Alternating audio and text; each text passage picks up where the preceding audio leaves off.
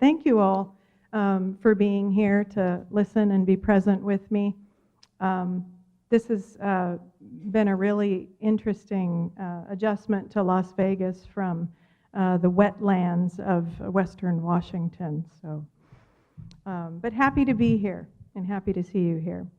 I want to thank David and the staff for inviting me to come and speak about my story, which I believe is our story. And it's why I went to great lengths to be here this weekend with you. I actually work for a 600-acre organic farm in Western Washington, and they let me loose on the big city for a few days. I have the wonderful support of a few friends and family members that have been with me for many years. And I just want to say that I value that more than anything in the world now, too. They always kept telling me to keep on keeping on, even though it was very hard to get my message through over the years, because it was difficult to articulate, and I'll let you know why. There were many who asked if I was still coming to Vegas after the recent shooting event, and yes, of course, is the answer. These kinds of events are not who we are, and they generate something within me that I didn't think possible. An even greater sense of urgency to reinforce that there is hope for humanity. We are remembering new doorways and new vistas, evolutionary pathways through to our original human design. The only requirement is letting go of all that we thought we knew from the past. I'm here as one experiencer to add to the growing number of voices who speak from actual and who speak from feeling, that magical gift of emotions all humans have built into their incredible design. The interesting thing about that, though, from my perspective, is this gift is greatly devalued and misunderstood in this world. It was through my contact that it became clear that humans have forgotten that their feeling nature is actually their superpower. I see some nodding back there. Thank you. We are in resonance. Okay. In all the years I've been living this life, when I did try to share these encounters with others, I was met with a range of responses, from stunned silence to, confident assessments about my reality, like, that's weird, or that can't be real, and that I lived in a fantasy world. And some even suggested that I could be mentally ill or possessed. All because I feel deeply, and I speak honestly, and I see and I know things beyond what we've been told. I used to take it personal. I don't so much anymore. Almost a year ago, it was reported that over 60 million Americans routinely take psychiatric drugs, and addiction to drugs and alcohol and suicide rates are skyrocketing. I'm kind of thinking that that's weird and tragic. People that have not been able to find how they fit here do find ways to cope or numb the pain from the disconnect, and they find ways to leave. Still, my heart continues to explode with passion, joy, and pure excitement about all that is possible for humanity. It's time to give ourselves permission to fully be who we are. It takes courage, but I'm here to tell you how important it is to develop your inner courage now, to meet ourselves and our Maker within, and dance on the darker side of holiness, so we can find our way to the heart again and transform this world. There you are, behind every set of eyes I see today. And here you are, the passion in the music that carries us away. I've seen the angel and dancing on the darker side of holiness, leading me through the shadows until I find I am heaven in the end.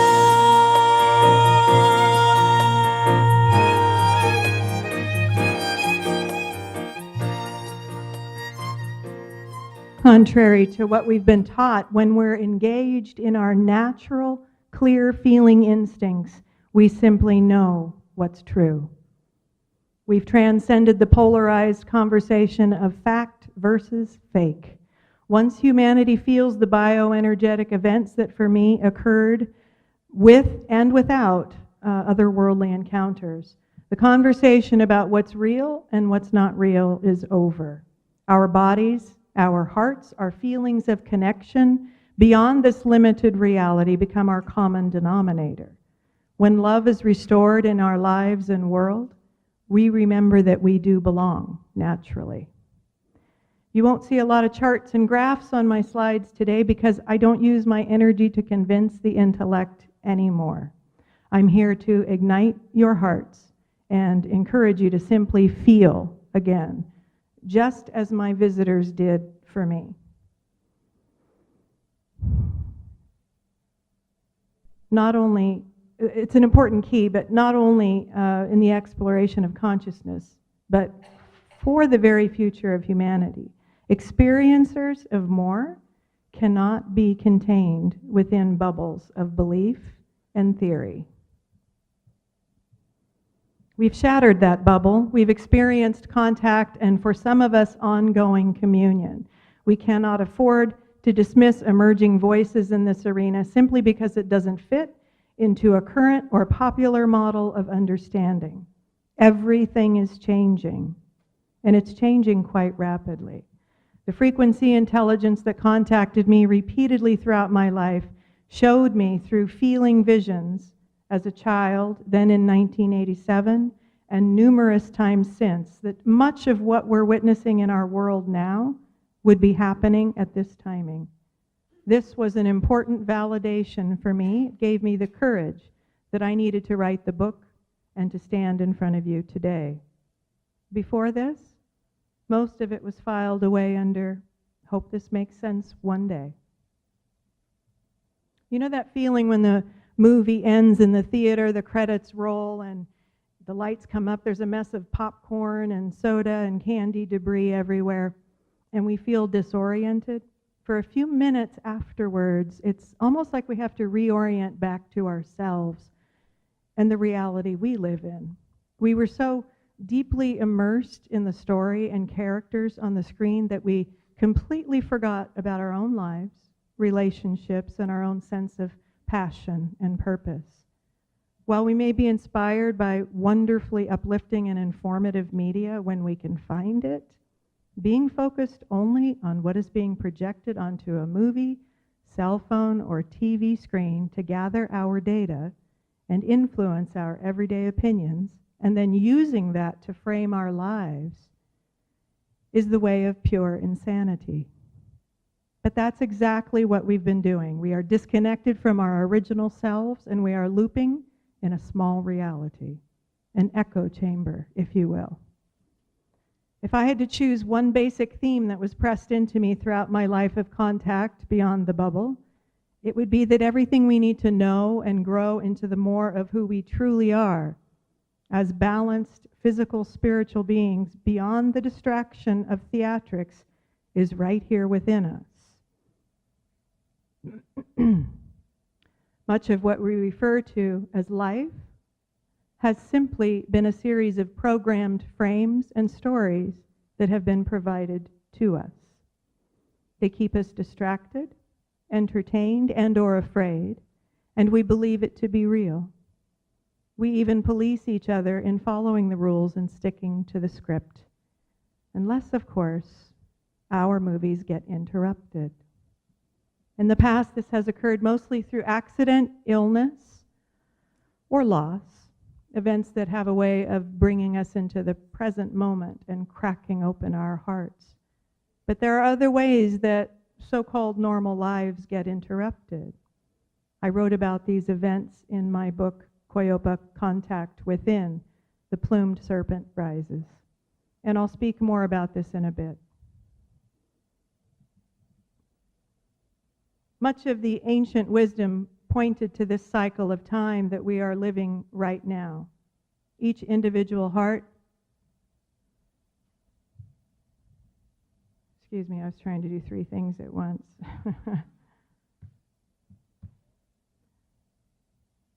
Each individual heart will make a choice. Will you continue believing that you are powerless and disconnected from your universal source, or will you fully feel who you are, reclaim, and reactivate your exquisite design?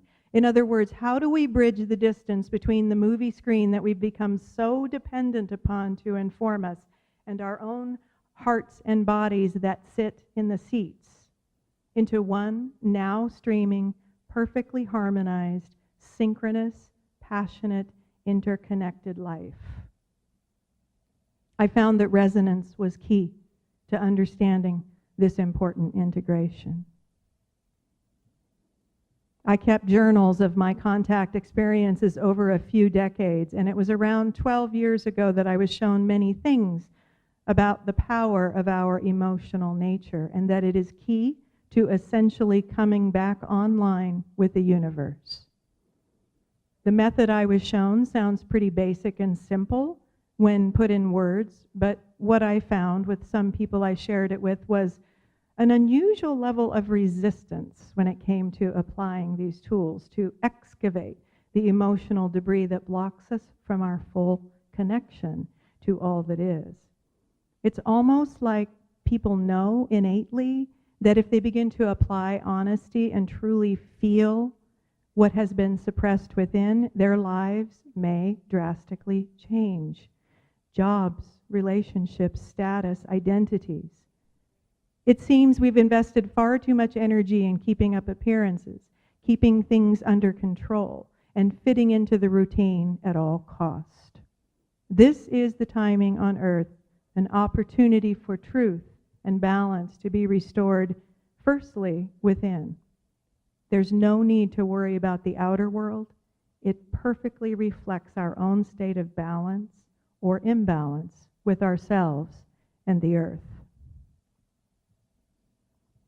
If we carry within us our unconscious, unhealed traumas from the past, we will unknowingly allow fear to fill in the blanks, the missing pieces, when things don't make sense here. When we resonate with fear, we blame others and continue to attract this disconnected, victim-oriented, violent way of life. It reinforces the belief that it's every man for himself, and it's a game we must fight to win. And this, by the way, is the current blockbuster movie in our collective theater right now, resonating with being a victim, resonating with power struggles. If we are not in the know, everything becomes an externalized fight to defend a wounded, fearful heart who has simply forgotten what love feels like. Or we internalize the pain and decide that there's something wrong with us, gravitating to substance abuse and/or suicide. But if we've had the courage to heal, whether it felt like a choice or it felt forced upon us, and we're actively seeing and releasing all that is blocking the doorway to our true essence, we begin to feel the love of the universe moving in our hearts and bodies, reigniting a beautiful love affair with our Creator. This is the awakening, the remembrance of love. But sometimes it gets messy. In the beginning, it gets confusing when we feel alone with it, and when we're constantly being fed the old stories and scripts in the outer world. We find ourselves in a theater watching the same violent movie that we have long become disinterested in. We may still be in that theater, but we're not of it. This is the real work now.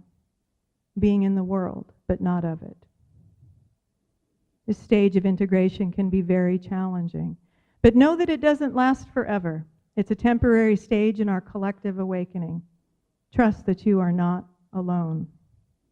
There are many now who are awake, who've had the transformational events, which are essentially memos from the soul that it's time.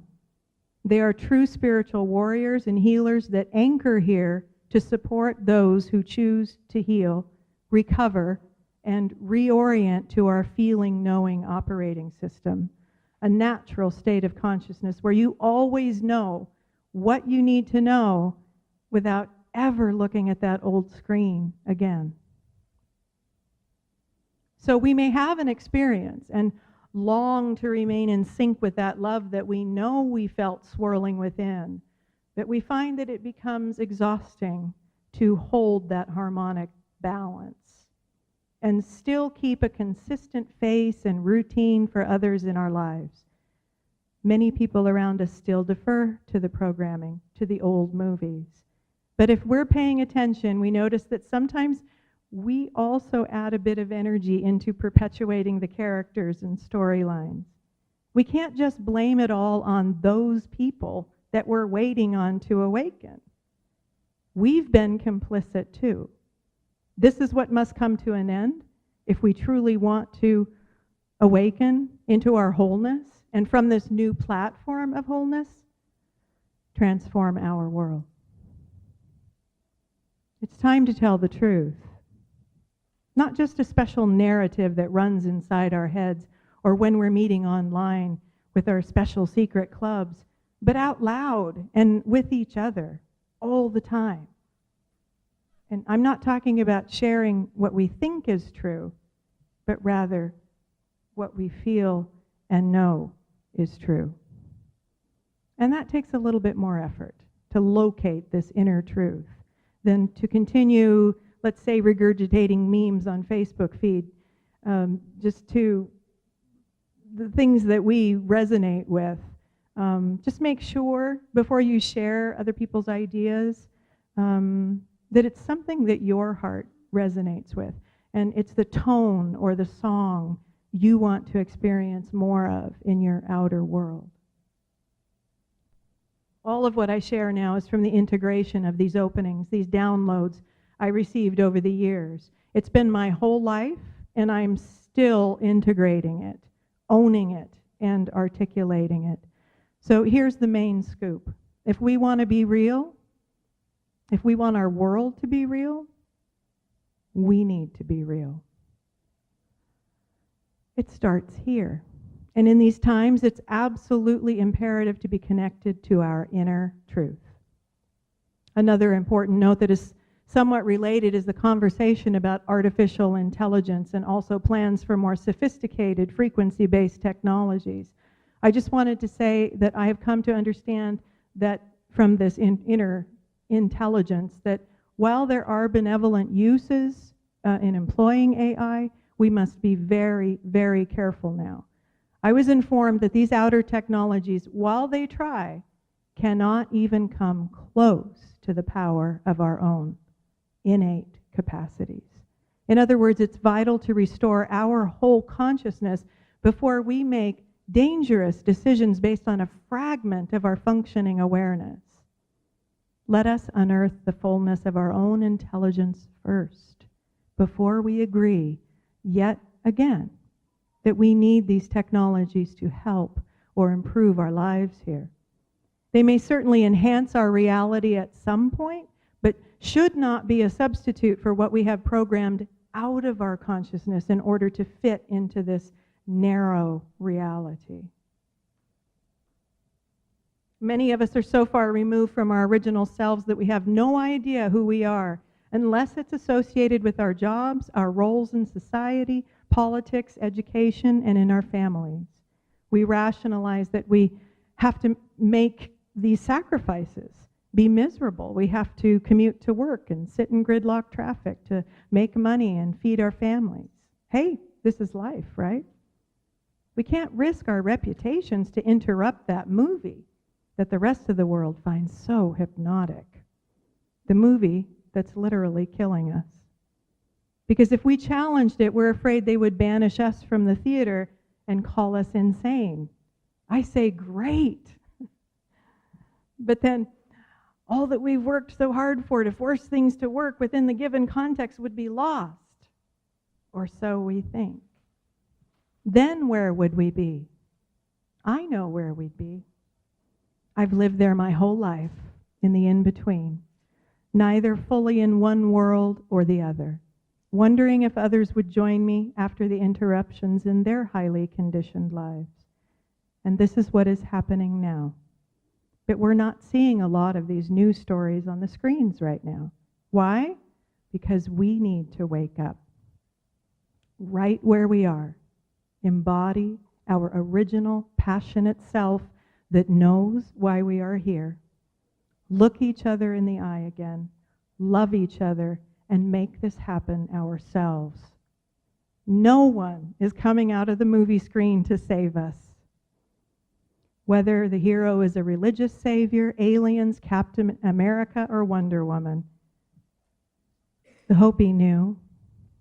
We are the ones we've been waiting for. Let that really sink in. I know it's been a popular meme, but it's so very true. Another very true saying, a popular saying, is these things and greater shall ye do. Remember, the hero arrives within. In preparation for this event, I began to ponder yet again how to translate these mystical states. The experience is an ongoing integration of high frequency contact into words for this audience. And keeping with my analogy in the past, most seekers as well as authorities on these subjects of interest could only perceive through the language provided by the given scientific, religious, or New Age movies in their lives. I tried watching those movies and making them my own. But I took issue with worshiping people or ideas outside of me when I felt it deeply within, original, alive, and wanting to engage not only with me, but through me, with my world. I can be greatly inspired by any of these people or groups, but I had a different viewpoint, and I shared it through music. So wake up to heaven on earth. This is it. This is the truth. This is the gift, the breakthrough, and there's no need to worship what already is in you. It's in you. It's in you. Recently, I had a brilliant idea born from my intellect. I will make a concerted effort to learn the language of the scientific community so that maybe, just maybe, after 50+ years of trying to explain these events with my untrained vocabulary, someone might hear me. Someone whose train might be traveling through the fog on a different track, let's say a scientific track, but still might hear the echoes of a different kind of train and a different kind of train whistle moving in the same direction. It might benefit both trains to make contact with each other, to compare notes perhaps, to help each other navigate through the fog. This is personal for me. This isn't just another objective study in the mechanics of consciousness. It's subjective. I call it actual and direct. And I'm still not clear why this has so little value in our sciences. This is what makes it all the more difficult for experiencers to speak out loud about it in our communities, which is something I want to change. So with very little reflection from a human who'd been here too, I could not define what was happening to me in context of the known world. And was there an existing definition for me in the known world? I certainly read a lot at the time, and while I discovered glimpses of it in others' material, I found no pre-existing models or labels that I could conveniently attach myself to. And just feel like I could wash my hands of it and the confusion away so I could fit back into the world again. But I'd experienced the lifting of the fog, a new reference point, and I certainly preferred that state of consciousness. If these experiences had ever stopped, perhaps I could have reoriented to the smallness again, or successfully cut off these parts of myself that clearly didn't fit here. But it didn't stop. It was never fully about UFOs. It wasn't completely about ETs abducting me or my giving birth to hybrid babies. It wasn't New Age or any religion at all. It wasn't even fully like the accounts of mostly men who'd recorded Kundalini events. It was all of these things, but different. The more that occurred in this way, the more distant and invisible I felt from those around me. I was a white, Western, female human who was given very little value in the American order of things to begin with. Who would listen to this? As the experiences continued, I was expanded further into the frequencies which seemed to force more and more growth. At a certain point, there was no going back. I had to actively integrate more of me, alone in society and culture, yet feeling deeply connected and guided by this love that was so beautiful at times that all I could do was weep and fall to my knees. I couldn't find the theater that was playing that movie anywhere. I'm not saying that there aren't good people out there doing great work, but at the time, the given ways of explaining these events, explaining love beyond a romantic context, and how it was changing me, were utterly inadequate. I even encourage other experiencers now to be careful not to drop yourself in your encounters into existing boxes. I know the temptation to want to stop that uncomfortable feeling of the unexplained and being different. I know how badly we just want to build another story using whatever the jargon and perspectives of whatever New Age or UFO group club we've been invited into. Because that was where we could feel like maybe we could be okay with community. So the actual experience can get reduced to fit into something much smaller than it actually is in order to align with whatever the intentions are of the group. The egoic mind hates the unknown. It hates being without approved labels and definitions. And that's when we know we're bumping up against our programming. When we can't just let something be what it is without looking to the 24-hour news channel to define it for us. Later, I was guided within to stop trying to fit somewhere, anywhere. This, I was informed, was so that I could allow something original to occur. To own it. To be the author of my own life. The authority. Without influence, without comparison to existing voices and models in the studies of consciousness. So whether I learn the language of quantum physics or not, to help bridge to the others who have set a very specific course with very specific parameters, this is happening.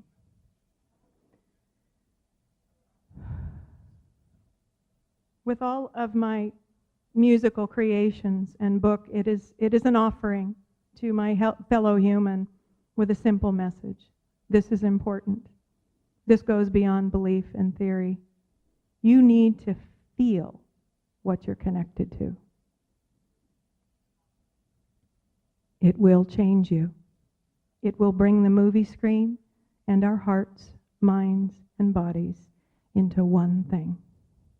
into the present, into presence with each other, with our planet and all of the natural world. If it happened to me, it can happen to you. I couldn't figure out why this cosmic intelligence would pick someone like me to nurture and grow through the years and give voice to these messages about humanity's evolution, about what lies beyond this strangely small reality. I never completed a college degree. And even following my initiation in 2002 on the sacred Mayan fire path in Tikal, Guatemala, I chose not to take the title or practice the counting of the days. I felt that it was time to stop keeping time. We've already arrived. We've arrived at that place in the calendar that the Mayans pointed to. And I value the Mayan culture and the teachings very much. I'm thankful for all I learned from my teachers, but I knew myself and my soul as an artist, a mystic, and a truth teller.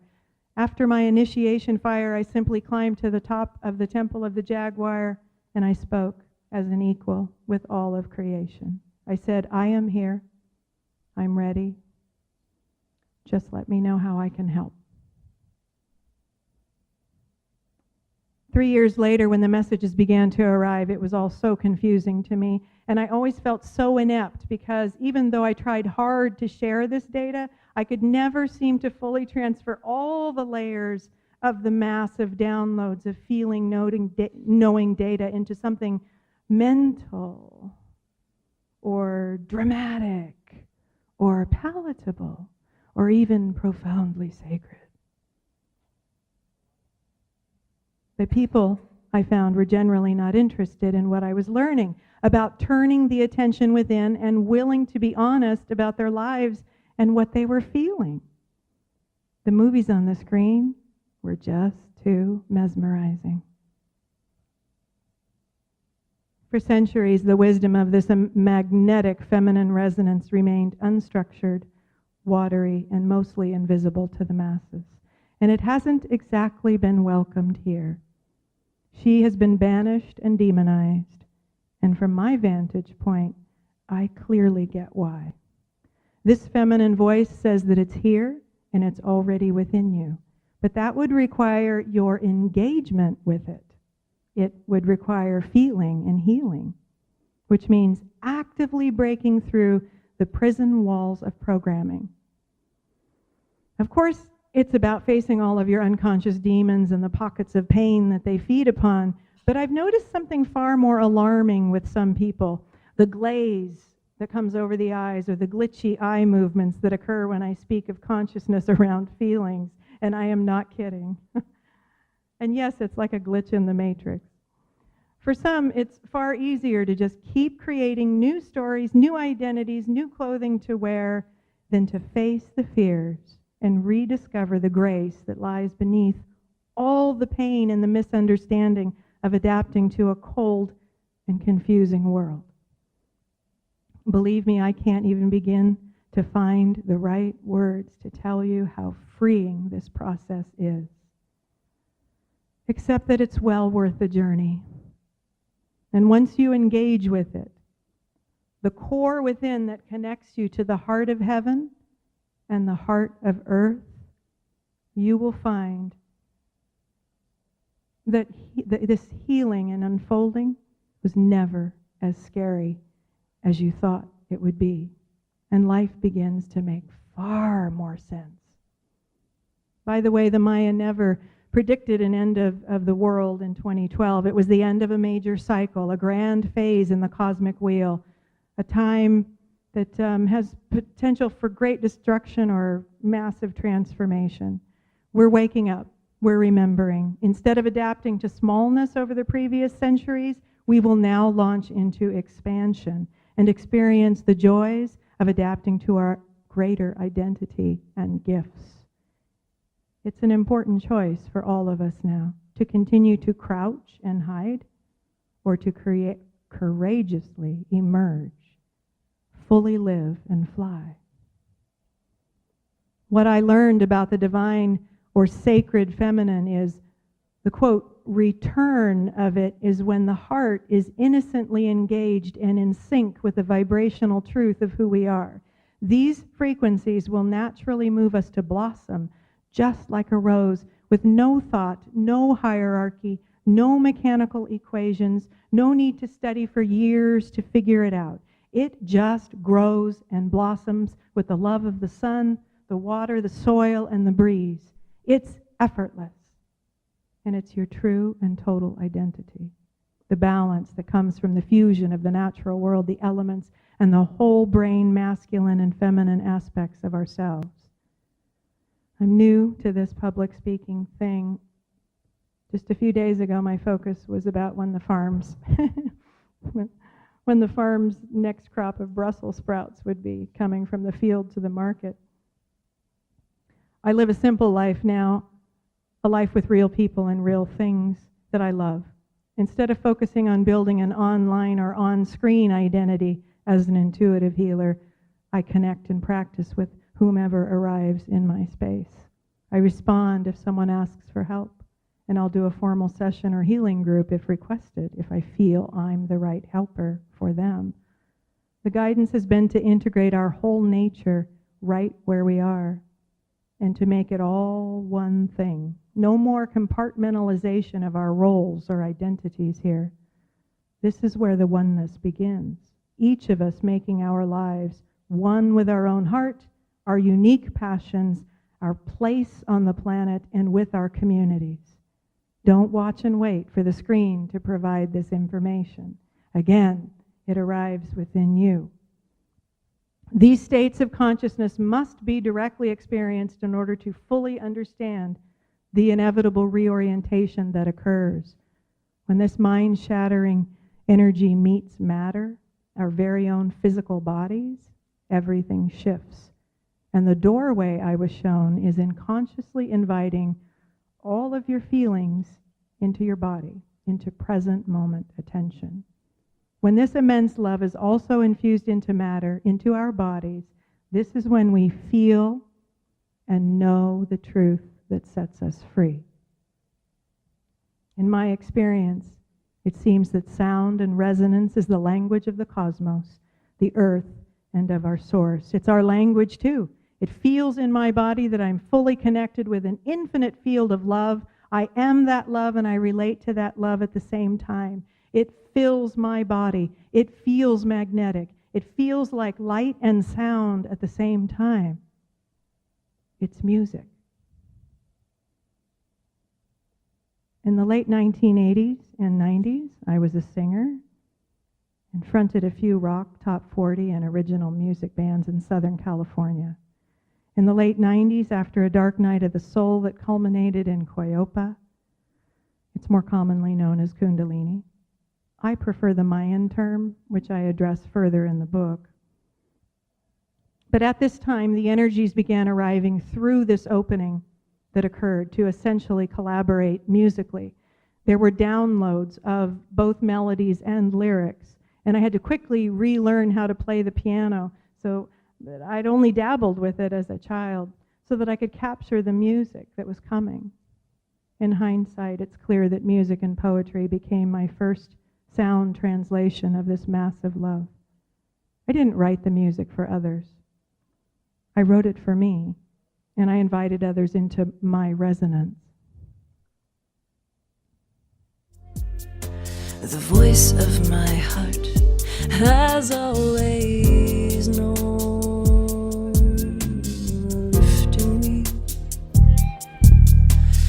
lifting me till I decide. Watch me fly when you look to the sky. Your heart flutters in time. Do you ever wonder why? It's here you feel alive. When will you decide to fly? This is the place they all fear. These are the words they won't hear. This is the truth drawing near. This is the place of nothing. The creative process helped me to reflect, to heal, to unravel and give voice to the changes that were happening to me. They were dialogues, essentially, with this presence, a feminine presence. All the pieces of me, and I will free all the pieces of me. No matter anyway, we have arrived, and there's an undeniable sight.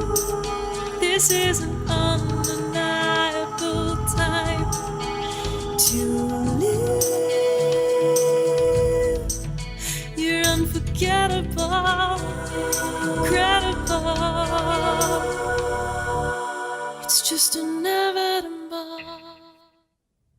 I perform these songs in clubs, house concerts, and New Age churches. Some people seemed agitated that they couldn't place me into a clear genre of music. Others had spontaneous emotional responses they would later demand an explanation for. Maybe it helped them remember things that they had long forgotten too. I hope so. For me, this music is about the rekindling of the greatest love affair ever.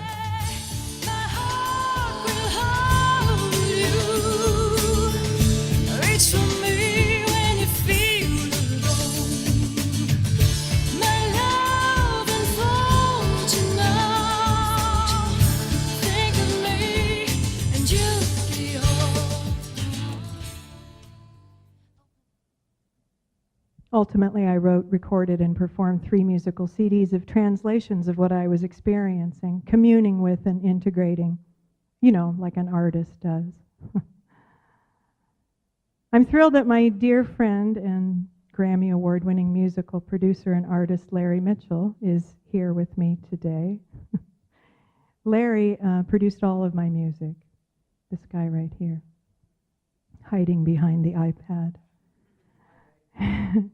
At the time of our meeting in 1998, following a series of mind-blowing synchronicities, when I was being pressured by friends to record this music that was coming, which was sort of a cosmic joke because at the time I was actively engaged in quitting my musical career. But the universe was clearly pointing me to Larry. He had the heart presence and sensitivities to beautifully produce these word and sound creations. Thank you, Larry. 7 years later, around 2005, I began translating in a different way. I cannot tell you how this works. There is no thinking mind involved in how it's translated. Some call this channeling. Okay, that's a word from the past with many connotations. Yet another category I never felt I fully fit into. I believe that we all channel. Whenever we're completely absorbed in the moment and we're creating something with our passionate hearts, we are channeling. They showed me how to enter this state of consciousness and that a better word for it might be communion. The connection occurred through awareness and the honest voicing of my feelings and emotions. It seemed to generate a vibrational field like music, and soon I would feel synchronized or harmonized with a very large song. I was asked to share this emotional meditative approach to anyone who was interested, which is what I'll explore in the workshop on Sunday at 3:30 in the Zeus C Hall. All of these messages were recorded over the past 13 years, and they all speak to this precise timing now. In April of 2009, this intelligence was informing me about this natural way of perceiving and how communion works. And I'll share a clip of this translation. Heart and heart consciousness is spherical. Perception with the heart is an actual feeling in the human physicality of instant understanding through a filling in of the sphere. There may be color definition. There may be sound. There is the touch, that which is palpable to your skin, to your cells, to your bones, your blood. There is a rushing in, a filling in of understanding. And this occurs with not one single thought. There may be thought after the understanding. But know that thought comes in mostly as a way to translate from spherical to linear. What I was taught through these visitations was that unless we restore our full feeling nature, we will never know this resonant intelligence within us, connecting us to all its cosmic forms that reside and operate in pure love. And it seems love is the missing piece in almost everything that we were told here. Without this reactivation of our hearts, the rebalancing of our divine feminine self, and this goes for any gender you identify with, we will continue to loop in the madness of this echo chamber, trapped in a smaller bandwidth of consciousness, with only a fragment of our original design being utilized, which is a feedback loop. This is all there is, so deal with it. Well, I was getting different information. I would enter these states and these kinds of messages would come through me. This was an earlier recording from Christmas Day, 2005. You do not need your ears to hear the sounds. Your ears are only one way to receive the fullness of the song. The senses in which we speak of, the senses that are utilized to receive the song, are senses that you have purposely not valued in this earth experience. You are reactivating these senses at this time. Some of you are experiencing this extra sensory approach to perception as we speak. You may ask, how might I activate these extra senses? It is important to view these senses as natural to your being, not as something outside the realm of what is natural for you, but to invite your natural skills and talents to be present with you in your consciousness here. It does require an invitation, a conscious invitation from you to begin to experience more of the song that you are and that you express in this world in which you are living. The sounds initially may feel foreign, for you will practice, you will apply these extrasensory gifts and talents and skills. As a child first learns that they can stand on their 2 feet and take steps. It is a foreign feeling, and yet it is exhilarating at the same time. And you must give yourselves permission to be more, to hear more, to see more, to be more. For that is the doorway to your fullness, giving oneself permission to be fulfilled. To give oneself permission also to stumble here and there. Watch a child learning to walk. There may be some frustration when things don't always work. For you are trying many different approaches and finding what works for you, what avenue, where to place your feet and how. Give yourselves permission to fall down here and there, for you are trying something new to your physical experience here. In my book, Koyopa, Contact Within, I take you through an unusual life. My earliest memories include the usual kinds: riding my bicycle, being mercilessly teased by my brothers, going on cross-country family vacations, and then there were the numerous meetings with the tall, bright, shiny, goldish white beings.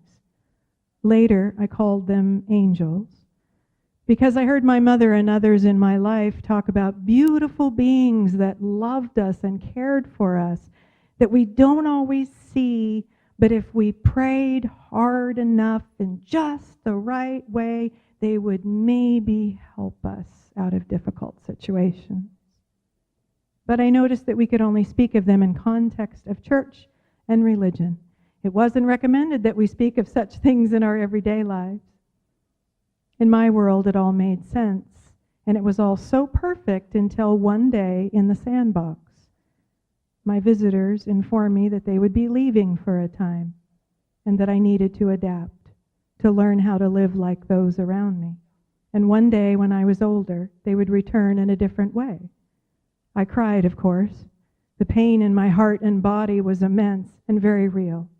I couldn't imagine living without this love, without this friendship and connection. Somehow I understood through their unique vibrational language that we would never truly part, and they kept their word. I feel they are me and I am them. It's a blending of consciousness. And now is the time for every one of us to recall from within our own superpowers and to blend with the more of who we truly are. We see what happens when we sleep. This planet needs us to be awake. And in our fullness now, we have important work to do. There's so much more that I wanted to share in this talk. Very, very hard to put it into an hour. Is there someone coming up at 3 o'clock? Okay. What time is it? I don't have my... Okay, I got a late start. So I guess I don't want to cut my talk completely, but we're running late on these talks because we had a lot of issues when we first got started. So I am going to cut some of it, but let's see. Does anybody have any questions for me? Okay, well that answers that. I just wanted to let you know that these messages all have a harmonic meditative rhythm that I encourage people when they hear these messages to receive through the heart. This is a different kind of channeling. It's not speaking to your analytical mind, it's speaking to your heart. I'd love to connect with you at my exhibit table. Come say hi to us in the next room over. We're kind of right in front or second row from the front when you walk through the door. I want to thank my dear friend Lori Conroy, who's helping me with all of this, and Bonnie and Larry. I have books at the table as well as my CDs of music, and it'll be great to meet you. I'm going to leave you with a very, very short clip. So while you may not have example, and you fear that there is no way that humanity can survive and recreate itself without these orders in place, you are mistaken. There is a natural way of being in the heart consciousness, with more of yourselves present. It is a natural way of being, and it is based on love. You have been taught, you have been conditioned that love is weak.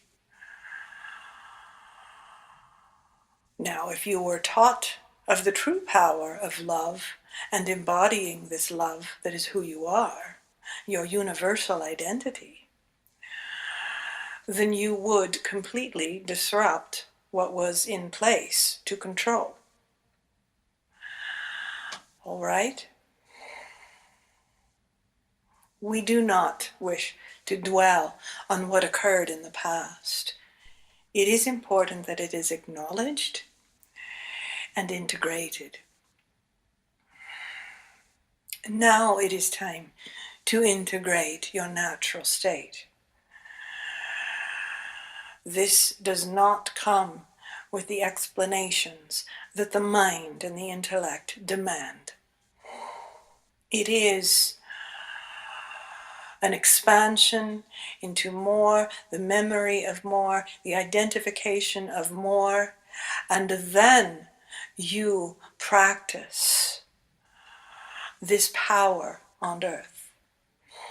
Support each other in this in-between feeling stage.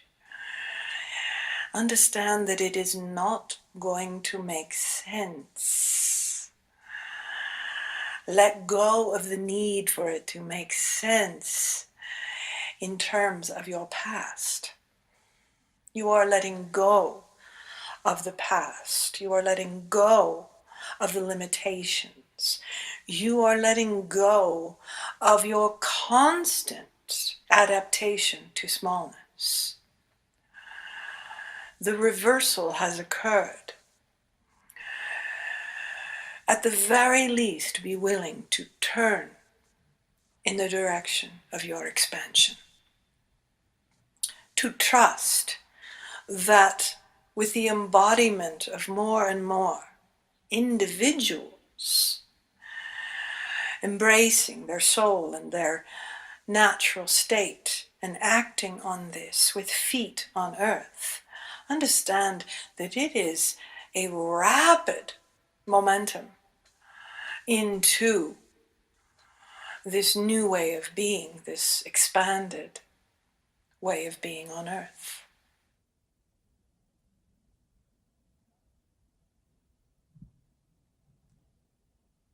Thank you, everyone, for being present today. Love to meet you over here.